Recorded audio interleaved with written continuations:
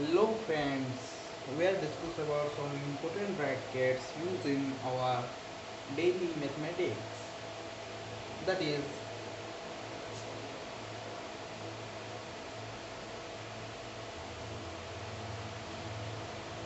line bracket.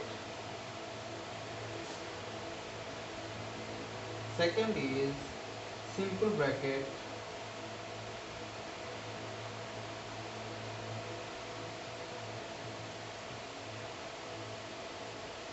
Third is curly bracket.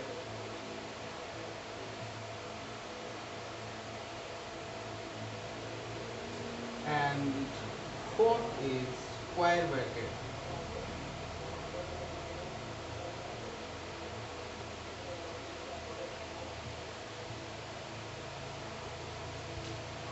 This is line bracket and this is simple bracket and third is curly bracket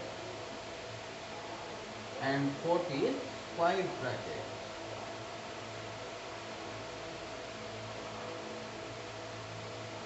Thank you friends.